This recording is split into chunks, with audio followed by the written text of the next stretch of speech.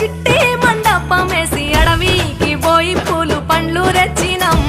పూల మాలేసి పులిహోర నైవేద్యం పెట్టి మొక్కి నీ ముందు గుంజిల్లు తీసినం